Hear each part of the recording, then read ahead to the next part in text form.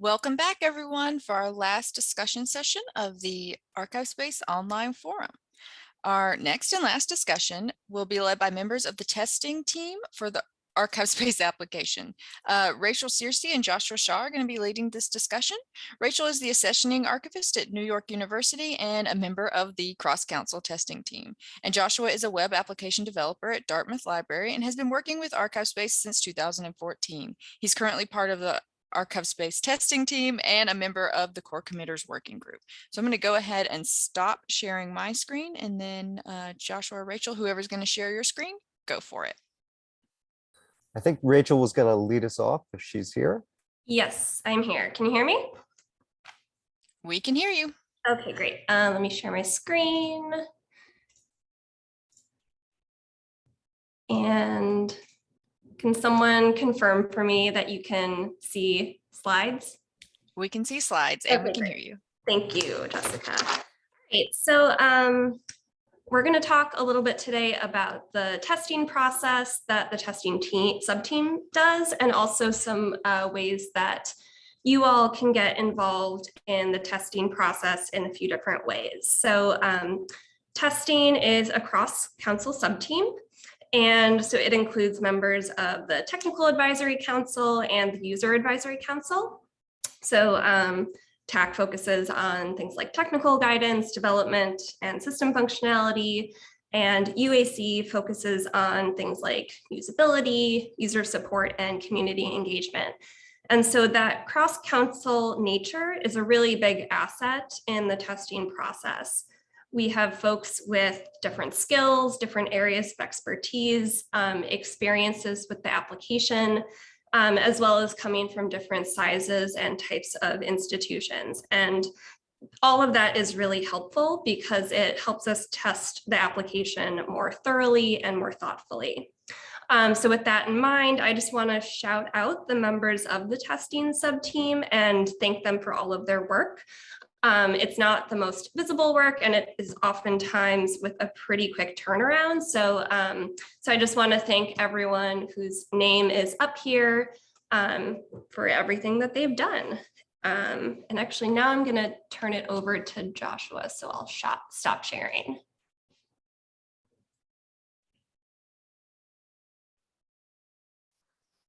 All right. So I'm going to talk a little bit about one aspect of the testing we do, which is the full application testing, or otherwise known as regression testing.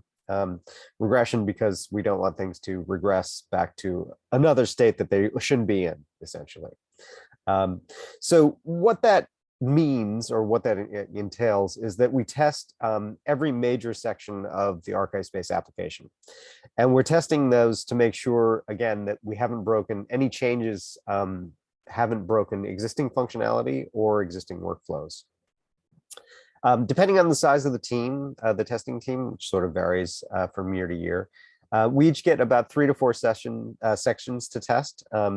We try to rotate those assignments so that people don't get overloaded with the same section each time that we have to do the regression testing.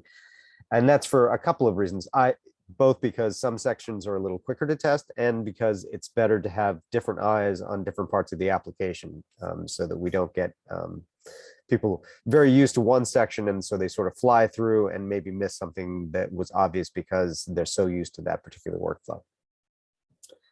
Each section gets 2 testers assigned to it, so that we have more than one set of eyes on each section. And then each tester also tests, at least as an administrator level within the application, and preferably, depending on the time constraints for that particular testing session, as another level user. So, you know, a basic data entry user or something like that.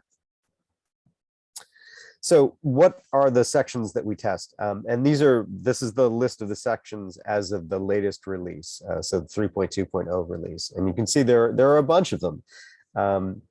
And each of these sections has a list of tasks that we're asked to accomplish and basically mark as pass or fail whether or not we succeeded in that particular task. And if it failed, basically note what the conditions were that caused it to fail, so that the development team can then look at this and say, okay, here's where the issue is, or potentially use those notes to identify where the issue might be. So there's a couple of the sections from the Excel sheet that we get. So you can see for some of these sections that we're testing, so accessions, and this, apologize for the very small font here, but there's a lot of tests for some of these sections. So for accessions, you can see there's a whole suite of tasks that we need to accomplish. Same for agents. I also added containers. And then you can see for subjects, it's a slightly smaller task list that we need to do. So things that, just for example, some of the tasks that we need to accomplish, we make sure that sort of the standard ways that people might go to create an accession still work. So people can create an accession from either the drop-down menus in the application or from just browsing accessions and then using the action buttons that come with that sort of browse view. And again, lots of different tasks that we need to accomplish for each section. So that's sort of the brief overview of what it is. The sort of follow-up to that is, why do we test things? And there are a lot of different reasons for that. Basically, you want to make sure that daily workflows aren't going to get interrupted or disrupted by any changes to the application, so that basically everything that's worked before is going to continue to work. It's an opportunity to learn about new things in the application.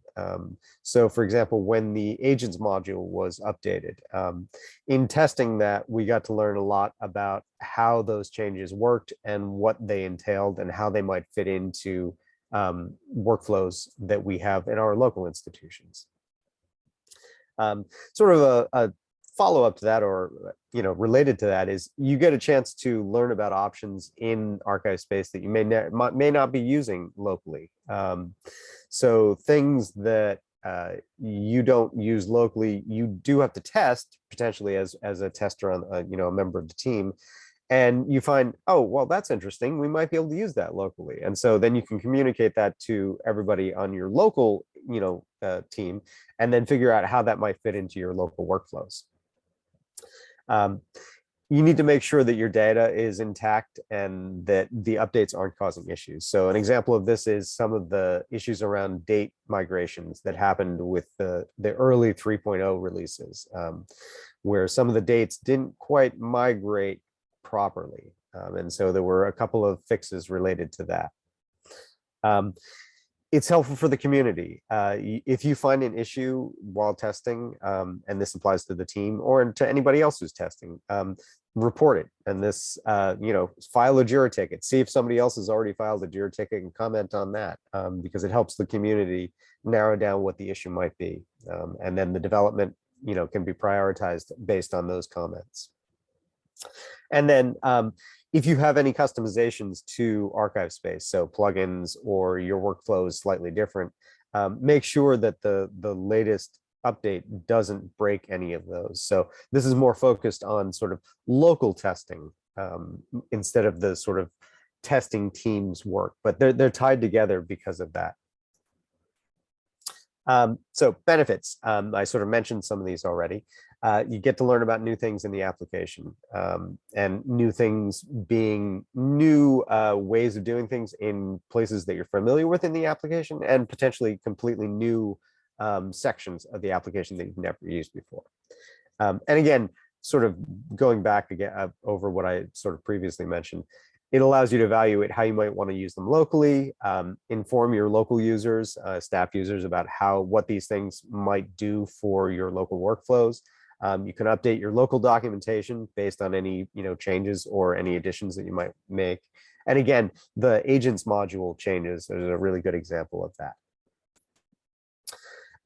So here's a sort of, the testing team has a little wiki page, and on that page we have a link to each of the testing sheets that we use for each of the major releases, and so we update that with each major release. So if you're running 2.8 and you want to update to 2.8.1, for example, there's the testing suite for that you can just download and adapt to your local testing workflows. So these are sort of discussion prompts. I think I'm gonna let Rachel go and talk about Jira, and then we can come back to some of the discussion, unless people have specific questions that we can answer right now. But I'm gonna stop sharing and hand it back to Rachel.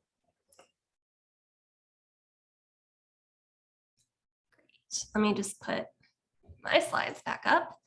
So yeah, I'm going to talk about Jira a little bit now. So Jira, many people may already be familiar, but it's an issue tracking system, and ArchivesSpace uses it to manage user stories about specific functionality. And so in addition to the regression testing that Joshua just spoke about, the testing sub-team also tests individual tickets as they pass through the development pipelines. So I'm just going to talk a little bit about what that looks like, but also talk very briefly about how you can contribute to the testing process by submitting bug reports and feature requests. So when we have tickets that are ready for us to test, we like to have each ticket tested by 2 different people, just, with the idea that, 2 sets of eyes are better than 1. And we try to spread out the assignments so that we can share the load. So we'll go to the specific Jira ticket and read through it, including any comments that might be there, so that we understand the issue and, most importantly, understand what we're supposed to be testing for. We then go to a testing sandbox and essentially try to make ArchivesSpace do the thing it's supposed to do that the ticket says. And so if the issue is working and fixed, we leave a comment. So you can see an example of that here. It's about the date span calculator hadn't been working. There was work being done to fix that, ready for testing, and both testers found that it is now working now. But sometimes we find that things don't seem to have been fixed or behaving as they are supposed to. So when we see that happening, we, sorry, just realized I didn't really share it fully. We just kind of make a comment about what we're seeing and the kind of steps that we took and an explanation so that the developers and the project team can come back to the issue and know what still is outstanding. So in addition to us on the testing sub-team, the application and the overall community really benefits from robust and widespread testing. So we would really encourage some of you to do testing when new releases come out. And there have been specific bugs that folks have found through that community testing process that is really useful. So here's an example. Someone identified that the reorder mode wasn't really working properly, so they created a bug report for that. And then here is another one that someone identified with series and their children components not collapsing appropriately. So so yeah, when there are release candidates and new releases, we would strongly encourage folks to test. The testing sub-team, we try and be as thorough as possible, but it never hurts to have more people looking at it. And so another way that you can really help us on the testing sub-team is to write really clear and detailed Jira tickets when you submit a bug report or a feature request. I'm not going to go into too great of detail about this because the DevPry folks, I think, covered this really well earlier, so you can listen to that again. But just making sure that people understand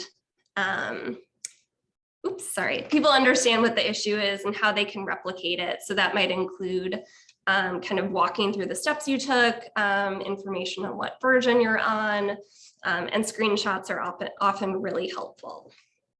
So there are a few resources that people can refer to. I'm gonna try to put these in the chat while I'm also sharing and talking. I'm gonna test my multitasking abilities.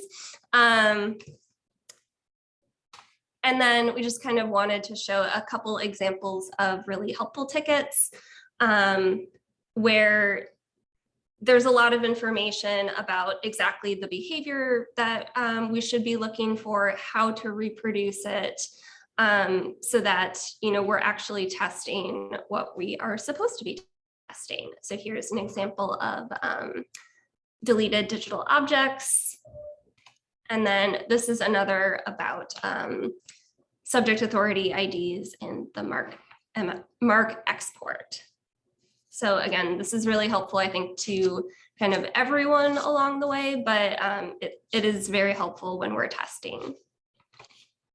So now we're going to talk a little bit about how we both do testing on the kind of local level and what that kind of looks like. So I'm going to go first and talk a little bit about what we do at NYU. Testing is really important to our overall approach to systems maintenance here.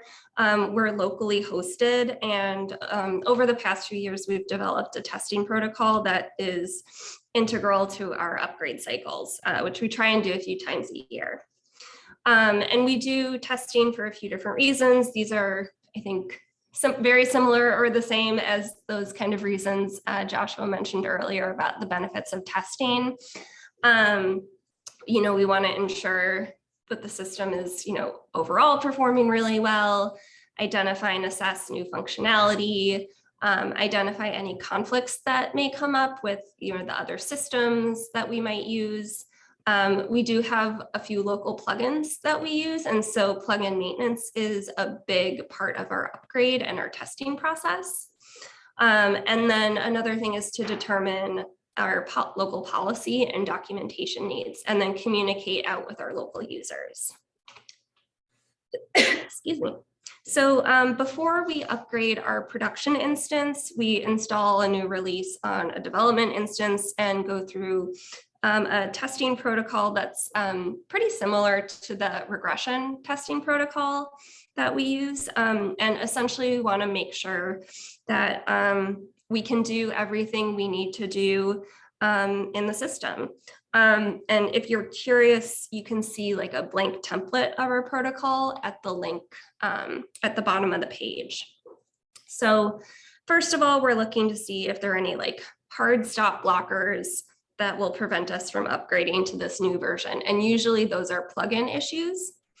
But we're also, looking to see if there are new pieces of the application that we need to think about and address as local admins. So I think there's a difference between functionality and usage, and we're concerned with both, but we're definitely concerned with the latter so that people are using the system consistently and in the ways that we want. So here you can see sort of a screenshot of kind of how we do this and identify this. And so, the expanded agents module was a big one in that, you have a lot of new fields and subrecords, and we needed to make some decisions about what we wanted people to do or not do, and add that to our documentation and communicate that out with all of our users.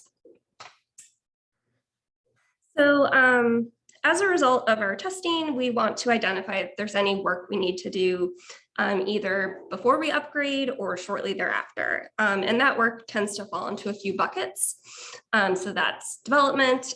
Typically this, again, is plugin maintenance, which I think Joshua is going to talk about a little bit. There's also local policy, documentation, and communication. So basically, like, is there new stuff to do in the system? If so, here's how we would like you to do this. And in some cases, it's really straightforward, and it's more the case of like, hey, there's this new thing, you can do it. In other cases, it might be a little bit more complex. So in the case of when the load via spreadsheet functionality was incorporated into the core code, we actually asked folks not to use it until we could kind of train people on how to use it, just because there's the potential to, it's very powerful. So we wanted to make sure people actually had some support in that front. And another thing is we want to pay attention to if we need to tweak our permission groups. Sometimes when new functionality is added, new permissions are also added. And so it's just helpful to kind of do this proactively rather than, having people kind of not be able to do things and, feel a little bit frustrated about that. So yeah, like I said before, testing is really integral to our usage of ArchivesSpace. It's critical to every upgrade we do. And it also, I think, really empowers us to ensure that the system reinforces our collection management practices. So I'm going to turn it back to Joshua now.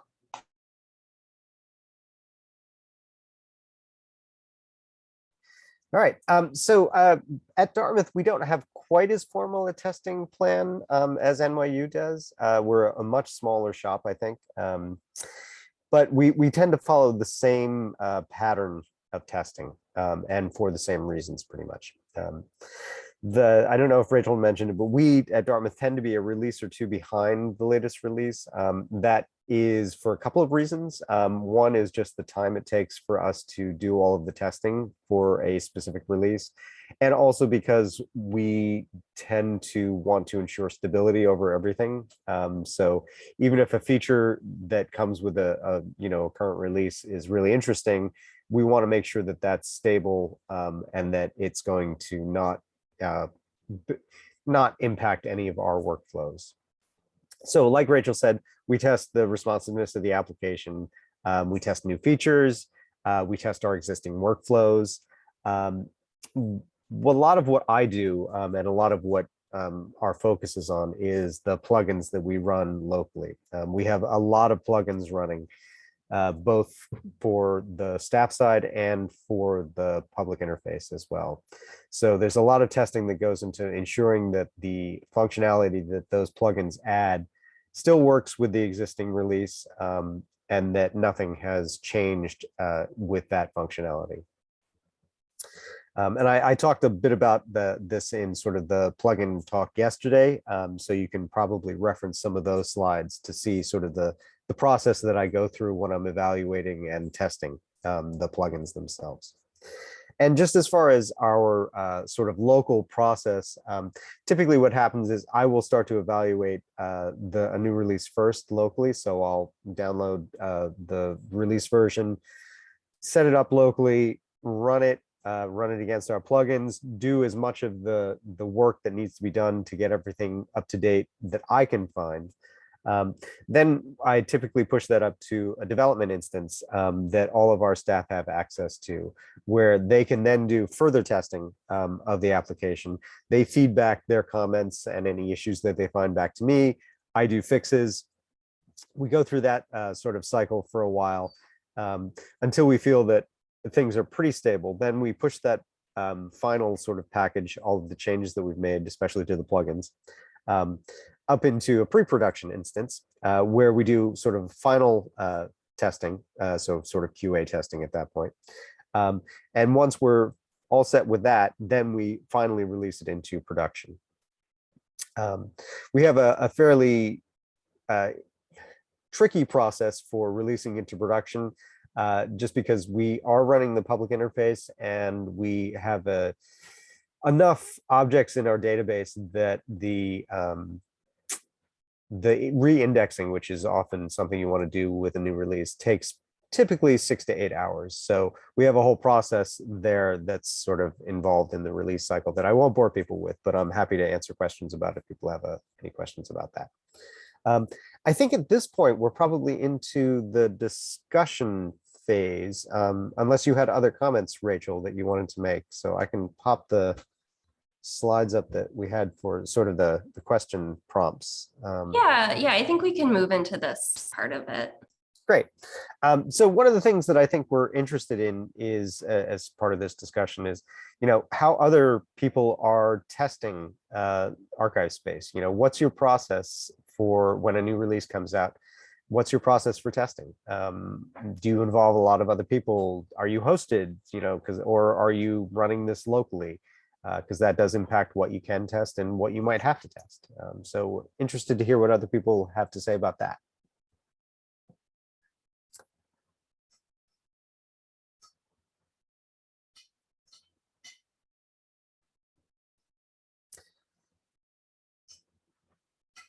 And it doesn't have to be that particular question. If you have any other comments on testing or how you think that your institution works testing, anything like that. And it looks like Corey has his hand up. So go ahead, Corey.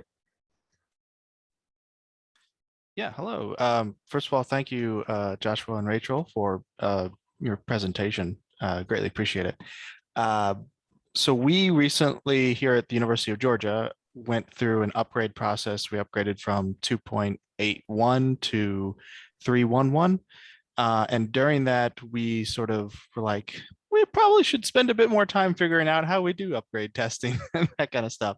So as we were going through that, I was sort of compiling a list of different institutions and how they do it. So, but as far as our process, we are hosted sort of both in-house and not in-house. It's a weird thing that's going on, but essentially we kind of, because we're such a big ArchivesSpace instance, that we're kind of sort of treated like our own little thing. So we've made up our own procedures, which basically is sort of a checklist that I go through that is, all right, make sure these plugins are working, make sure these features, these functionalities are working, make sure that whenever we go through our own workflow to export resources out of ArchivesSpace and upload them to our Finding Aids website, that process works. But I have to admit, we are sort of maybe lacking in a more robust method of upgrade testing. So looking at all the different spreadsheets and different ways that the testing subgroup does testing, NYU, Dartmouth, all those guys, this is actually really great for us to sort of figure out how we can do it locally on our space. So great. Yeah, and that's one of the reasons why we hadn't had the testing sheets that we use up publicly before. I think we started adding those maybe last year, but it was sort of, as we were talking internally with the team, it seemed like a good idea to be able to share that with other places as a resource, like you mentioned. So that's great. Any other comments or thoughts?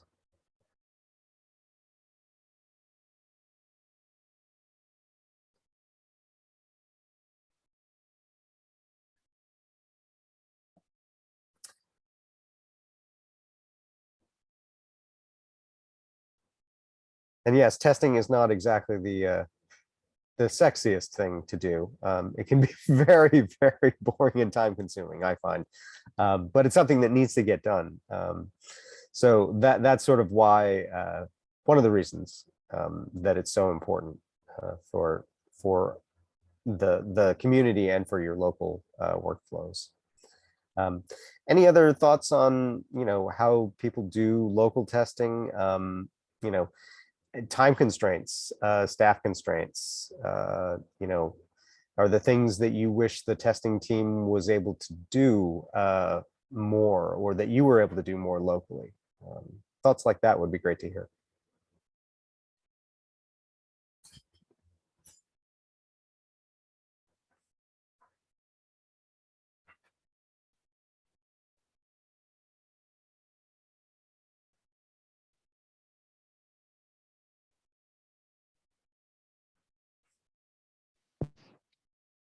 Josh, I'm wondering if the secret is that folks don't do much testing. Yeah, that's a great question or a great thought, Valerie. Yeah, that would be also be good to know. If people don't do testing, why not? What's the barrier to the testing that people find, or is that just not on people's radar? Um, Joshua, you know me, I'm going to chime in. yes, Everybody knows me. Street, But, who's also on the testing team. yeah, so I'm going to chime in and say that, you know what, we're hosted by lyricists. And I think that we kind of go on the premise of, hey, we're hosted by lyricists. They're not going to, put us into a version that isn't good, and so we don't need to test is kind of how we're going to go along with it. And if we do have a problem, we're going to open up a support ticket. So I think that's sort of kind of, and it's not like we sit there and literally say that to each other in our, standing here and say, I don't need to test this. It's just sort of, I think, in there in the back of our mind saying, okay, our host is taking care of this for us. That's what we pay them for. But being on the testing team, and this is a little bit of a plug for the testing team, has been fantastic because like you had mentioned in your talk, it's been great for me to learn various aspects of ArchivesSpace that we don't currently use or don't use to its fullest capability, and or gives me ideas for how I could use it for tasks that I was trying to figure out how to do. So, which has been fantastic. And it put me in touch with other people in the community, which I commented in here about Rachel's work order plugin. I never would have known about it had I not joined, just the council in general. So plugin, join one of the any council and any sub team, because you do learn so much more in that respect. Yeah, I just maybe I want to follow up on that in terms of, continuing to plug the testing sub team in that you do get exposure to parts of the application that you might not use. At NYU, we don't use the public user interface, but I have to test things on it. And that is, it's really like interesting to learn new things. The JIRA tickets that we test are very specific and can be a little bit random. And, there are things that it's like, I have never heard of have heard of some of these things. So that is really interesting. And I might also kind of want to put forth the idea of like, yeah, like maybe you don't necessarily want or need to do testing locally in the kind of spirit of like, oh, does the application work or is it buggy? But I would really, I think it can be really useful in identifying like, yeah, like what the new functionality is. And either it's like, oh, we didn't know about this and we want to use it, or, like I was saying, like coming up with your local policy decisions. That testing can kind of allow you to be more proactive about it, rather than, post-release and you notice people are kind of using all different fields in different ways. So maybe like testing might not be the right word for it, but it might be kind of like a review or something like that of like, new functionality. But yeah, I just kind of wanted to sort of put that thought forward.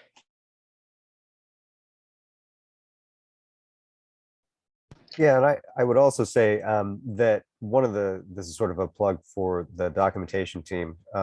One of the ways that I always, if I'm, working in a part of the application that I don't either typically use or have never used before, I'll usually go to the help center. And there's usually a lot of documentation on how that particular section of the application should be used.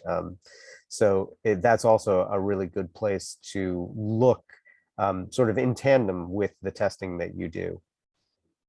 And I'm looking at the comments here, and it looks like there's sort of a mix of people who do some testing, but there's a lot of, yeah, just release it and then see what breaks sort of comments. We sort of test a little bit, but we don't have the staff time. So that seems to be sort of a spectrum of testing, if you will. Any other comments?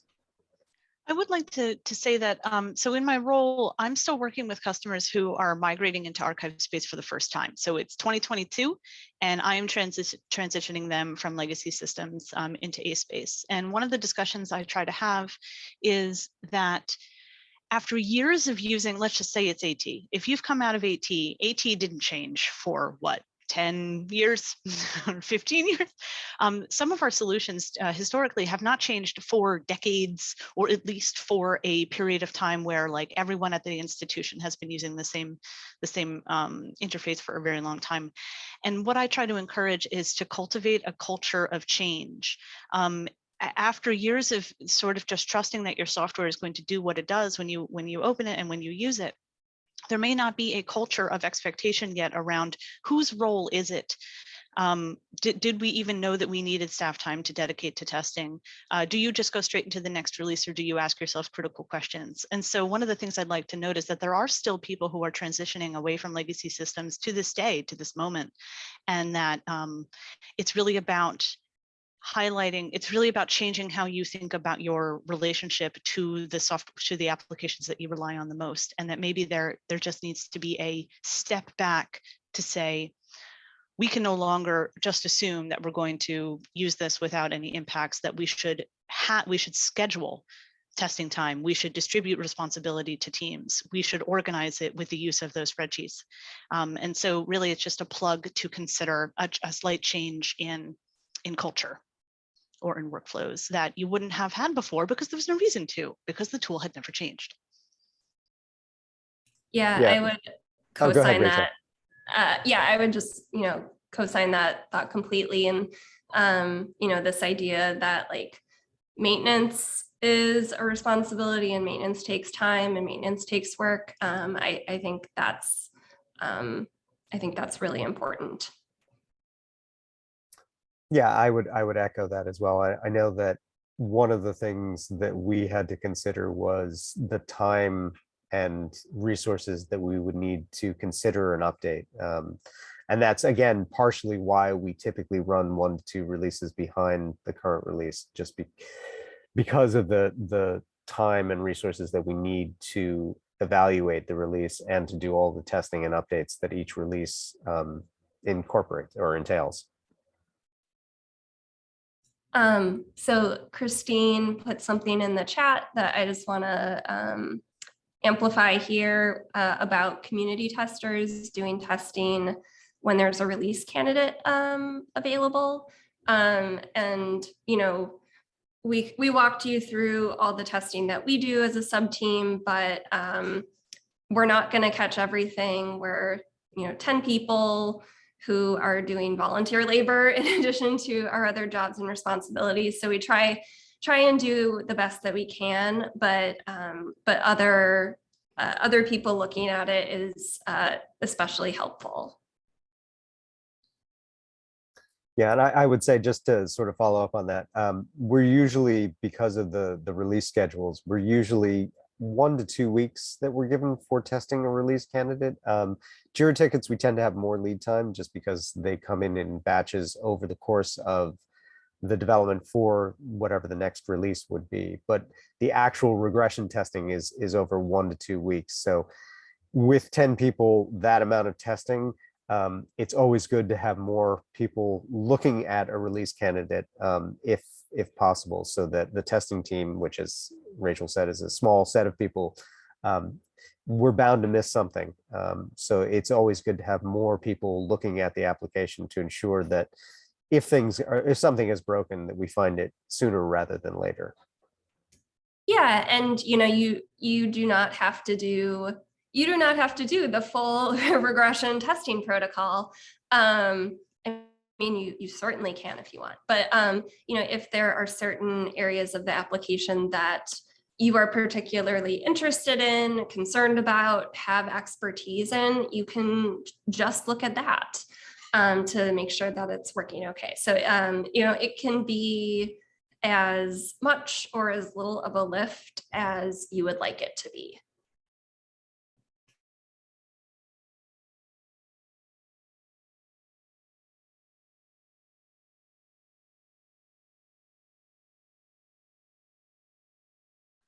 And to sort of follow up on some of the comments in the chat, if you do find issues, this is where JIRA tickets are very useful. So that sort of, you know, that workflow of testing it if you do, and then making sure that you alert other people to any issues that you find, that's really critical.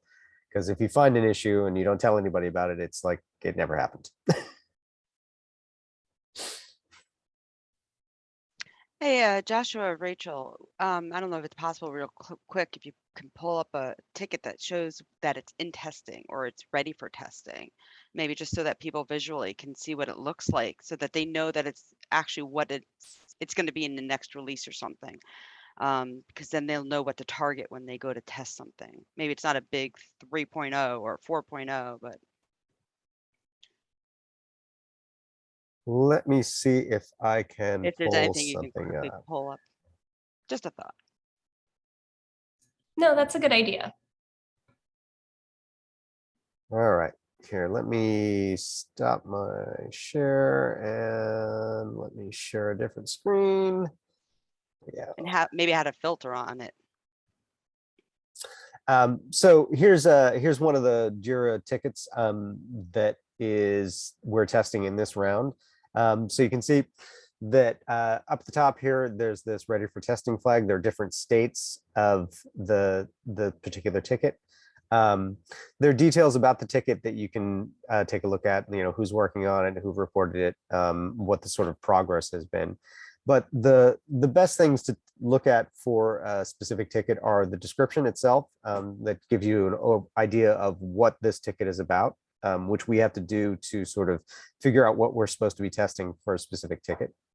And then any of the comments that are, you know, related to this specific ticket. And the comments may be that, you know, it looks good, it's passed, or, you know, it's not quite there, and here's why. So it looks like this is one of Sarit's Sure, tickets. got one of mine. Yeah. So I don't know if you have anything you want to say particularly about this ticket, if there was anything interesting about the work that you did to test Sarit, or if it's pretty self-explanatory. But Well, you know, I just wanted, you know, sometimes it's and this is where I would say that when you open a ticket, it's really important that you are explaining the process for how to identify what the problem was, because there not so much this one, this was a pretty straightforward one, but just being able to go, okay, where in the system is the problem, what screen is it on, or what are the actions a tester needs to follow to identify whether or not the problem's been resolved, so I can test it and make sure that it was tested properly. And I think that's the case also for Deb Pry and the developer who's trying to correct the problem or doing whatever. This was, I'm trying to, let me see what this was again. Yeah, this was a situation where, you know, went through it and found that it was partially resolved, but it was good because using the comments here and being very detailed about it, they were Manny was able to go back and work it over, and then I was able to go back, and because I watched it up in the upper right corner there, I got an email update, and I was immediately able to go back and test it again and then say it passed.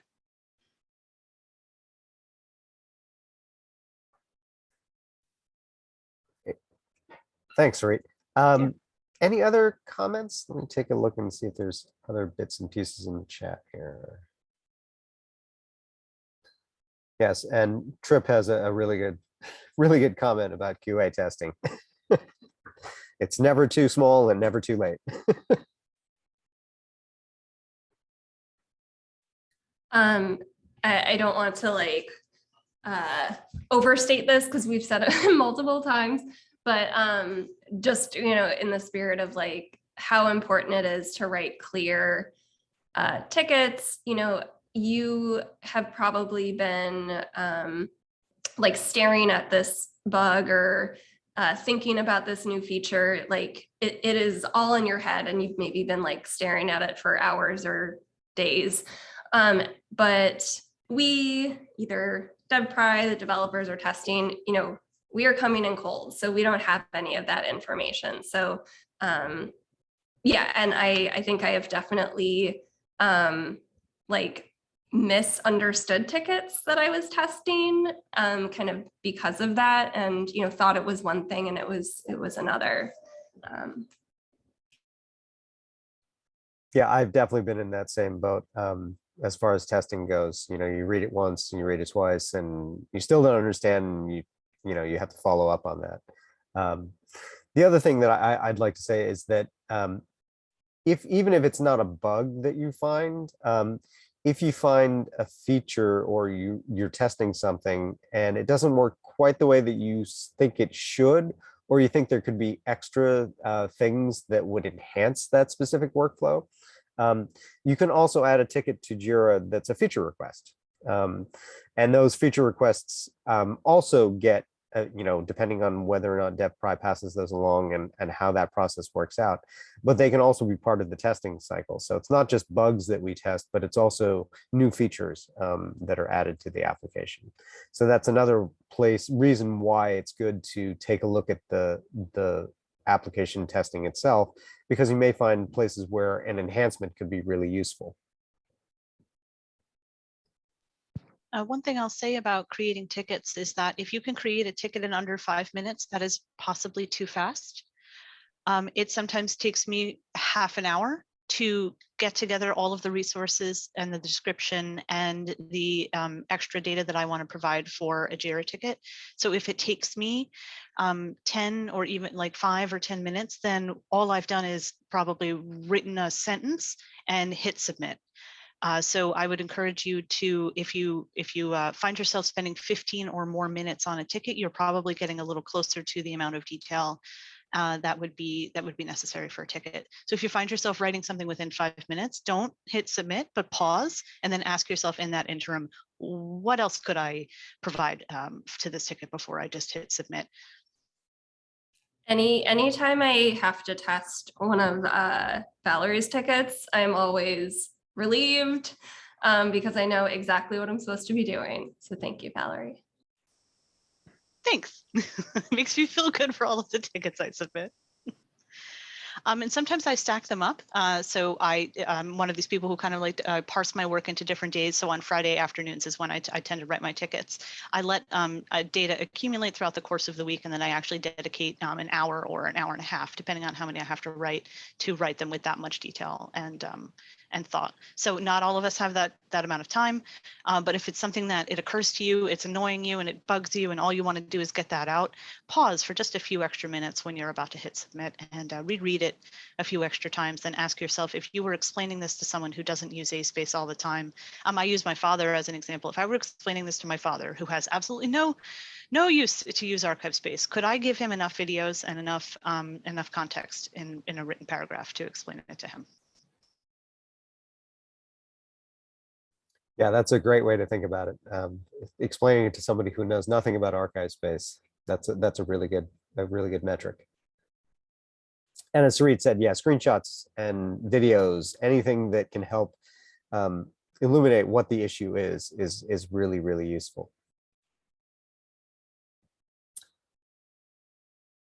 Any other comments?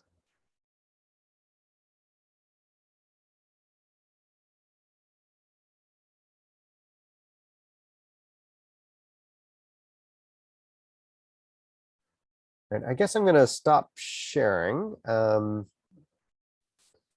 wonder if there's anybody here of the 70 people who's never opened a ticket. That's a great question. Just raise your hand if you've never opened a ticket.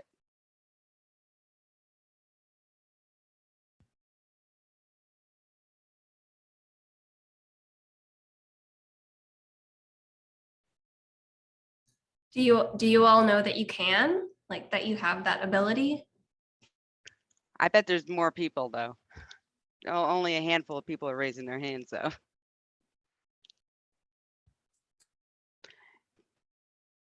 I think it was still 10% of the people who said they hadn't. So that's still a decent chunk. But yes, anybody can raise a ticket as long as I think you have to be an ArchivesSpace member, but perhaps not. That I'm not completely positive about. Trip, what do you mean not really working with ASpace in a ticket filling way? Right. So my gig here at Yale is as tech lead for special collections. So I'm doing a little bit more like project managing other people's work on it. I haven't gotten into it enough to see things where I'm like, oh, that doesn't work the way it should, because I'm not really entirely sure what is the way it should. And if I see something that seems odd to me, I mostly look to my colleagues and say, this doesn't seem right. Could you figure that out? And if any of my colleagues are on the call, I can't see. Maybe I haven't been doing that enough, but I can underbus with the best of them. Yeah, I know at Dartmouth, we also have a process in place where anything that is an issue typically funnels through me. So even though we have, staff members who work with ArchivesSpace as far as daily workflows, a lot more than I do, any of the issues that they uncover, they sort of funnel through me because I'm sort of the tech person, sort of a role like Trip is for Dartmouth. But that's just our local process. So Sarah had something interesting there. Sarah, do you have anybody who has open tickets for you then? Hi, no, at most institutions where I've worked, if I found an issue, I would not submit a ticket. Or often it was an issue someone else had submitted a ticket for, and I didn't know that there was any value in me adding to the comments and adding to the pylon. And now? Well, now I would. Now I absolutely would submit one, yes. Good. And it looks like Emma, you still have your hand up. Is that from the last question, or did you have a comment? Yeah, okay. Another resource that people may want to have is the ArchivesSpace user group email list. So maybe you find something that isn't working or behaving the way you think it should, but maybe you're not totally confident in either writing a ticket or what you're seeing. Writing to the list can be a good first step to just be like, are other people seeing this? Just to kind of get some confirmation. And then, maybe, if you're not comfortable writing a ticket, maybe someone else can write it, or you can write it together. I'd like to ask if you could confirm whether there is utility in commenting on a ticket that already exists. So Sarah just happened to mention that if she knows a ticket already existed, she didn't necessarily comment on it. So is it useful for you to see those extra comments, even if it just says, yeah, me too, and yeah, me too? I anticipate it would be, because it will go to show that more people are being affected by the issue, and thus maybe more prioritization be given to the ticket. Yeah, I don't know for testing the sort of I've seen this too. It probably isn't as useful as additional detail, but I think the number of people who comment on a ticket would certainly help DevPry figure out whether or not this is something that should be moved along. So I think there are sort of two use cases there. One is just the number of people commenting, and then the additional detail that those additional commenters might provide. But I think it's useful in either case. All right, we're a little past time, so I'm going to go ahead and jump in here, but this has been a really great discussion. Thank you especially to Joshua and Rachel and to everyone for jumping in with their comments. I think that I hope we all are leaving this discussion feeling empowered to not only test ArchivesSpace, but to write tickets and comment on tickets. It's been 3 really complimentary discussions that we've had this morning that I hope make people feel a lot more comfortable to get involved in ArchivesSpace. And there's just so many ways that you can contribute. So go write tickets, volunteer. I hope to see all of your names at more ArchivesSpace events. And thank you all so much for staying until the very end of this morning's sessions. Please remember that there is a post-forum evaluation on the wiki that I would love for as many people as possible to complete. It always helps inform what we do for our next forums. But again, thank you to all of our presenters. Thank you for all of our discussion leaders today. And thank you for all of you for attending 2 days of great programming. And I look forward to seeing you all at the next ArchivesSpace event. Thanks, everybody.